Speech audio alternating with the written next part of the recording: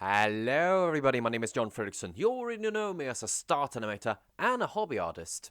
Won't make a joke because no one likes it. And for this month I worked with storyboards. So let me go through what I did and how I did it. Before we actually go through any further with this video, I need to explain to you that it maybe look like I have everything under control and everything's quite clear. And because it is, because long time ago I did actually an animatic about this trailer long time before. So when I'm doing script right now, I already have a good idea of what I need to do. Together with that, I already have some pictures that I'm willing to use. I'm willing to redraw them and all that sort of things as well, but I already kind of know where to go. I just don't have an ending. I need to change the beginning, and there are some in-betweens there that I really need to just tweak a little bit. So, I'd just like to show you that. Now, we go back. So this month I worked with storyboards, or animatics. There's no real difference, you say it however you like it. But what is the definition of storyboards? And why are they important? Well, according to Gorilla's Guide to Animation, it says thusly: the simplest explanation of a storyboard is like a comic strip variant of your film. You take your idea and sketch little pictures of each important thing that will appear in your film.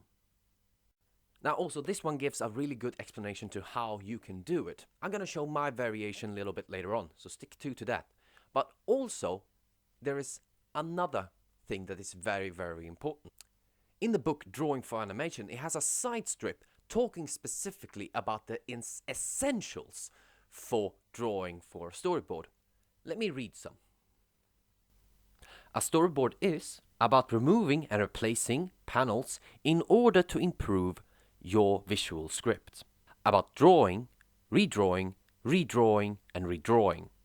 About improvisation and experimentation when it is cheap and fast to do. Avoiding good paper or sketchbooks.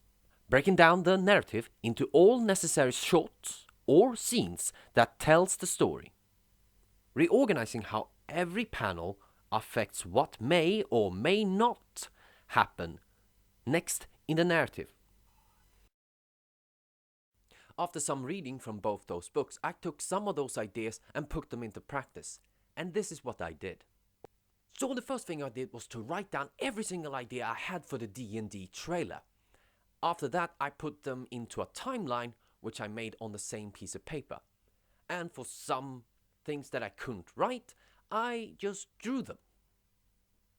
All of these ideas that I've recently put down is going to be a part of my script. And the way it works is that this trailer has music. There's no line or dialogue. Instead, it's more about where things comes together.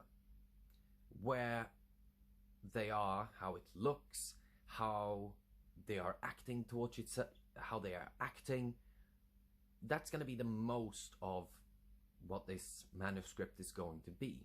And then I readjust and rechange everything, because in many other books that talks about this specific timeline or storyboard or animatic, is that it is an idea to how the final product will actually look. And that's the general thing that I'm planning right now. And I'm trying to do as good as possible, because probably during this time I might find a whole nother idea.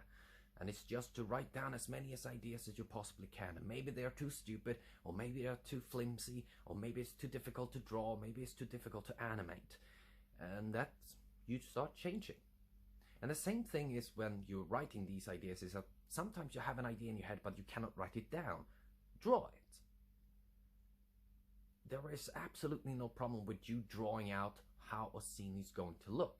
And this can be a start of how you're going to draw as well.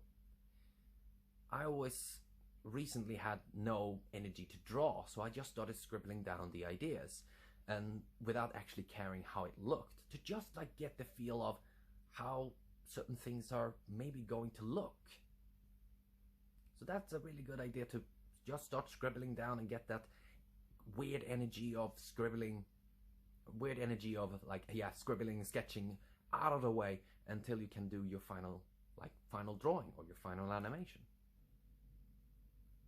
So let's jump into how I do storyboards. Now, obviously, you can do it however you like. There are different templates out there that shows you how to do storyboards. Some of them are made for film, and some of them are made for animation, and some are just made for every use. But I like to do it this way. And my printer is dead, so I have to draw these by hand because, again, my life can never be easy. So explaining everything should be quite like this. We have zone 1, zone 2, and zone 3. Zone 1 will be the picture, will be generally where the camera will be pointing and what we will see in the picture and what we will be focusing on.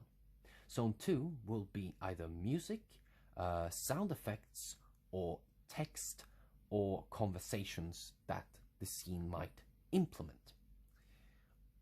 In the third zone will be an explaining of the picture. So let's draw, for instance, there is a child watching outside the window.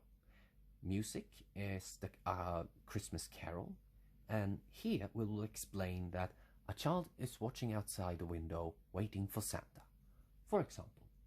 To draw this example a little bit more, I have done my version, which is a part of the whole storyboard that I'm working on. So let's go over to watching each and every zone. We start with zone 1. There is something happening here, and we see arrows going into the center, probably representing a zoom in on the flaps that are of the tent. And then the flaps open and we see a character. On zone 2 we have music, instrument start. That means in the beginning it can either represent that start of the track, we use the instrumental part, or music start, that it starts when we're starting to zoom in on the thing. Now I do know that it is for a little bit later on, but in this case I know what this means. Next one is the text, "Hey brother," which is the representation of when the flaps open, this text will start to go. Now we go to the third zone, which will represent what is actually happening in the scene. So focus on the tent's opening, waving in the wind. That is what's happening, and it will focus going in towards the flaps. The flaps open and we see Fenrir sitting, putting on armor. Colors: blue, purple, and white.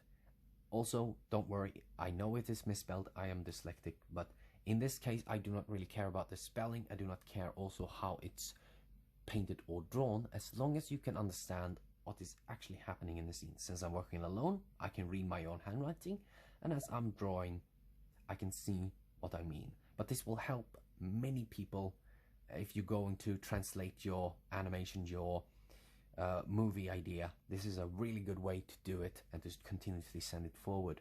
And also you can start changing some of these ones. You can actually cut this one in the middle and then place it with just this part. So this is how I do storyboards. And that's how I work with storyboard. And also, weirdly enough, how far I've gotten for this month. It's not because I have been lazy, it's just because I've been traveling a lot and life has gotten in the way.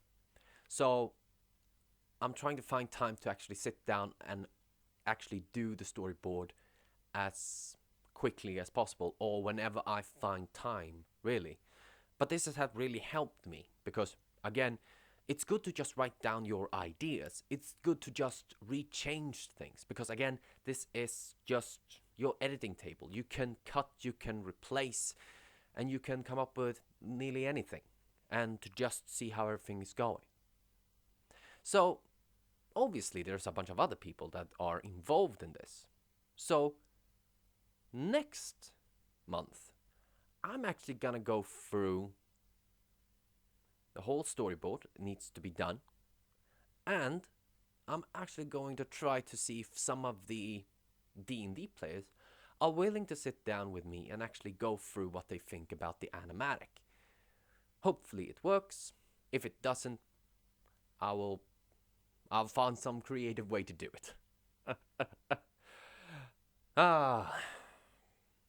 Spring is on the way and I'm looking outside thinking I should take a walk. But for the meanwhile, have a lovely, lovely day. Keep on drawing, and I'll see you all next time.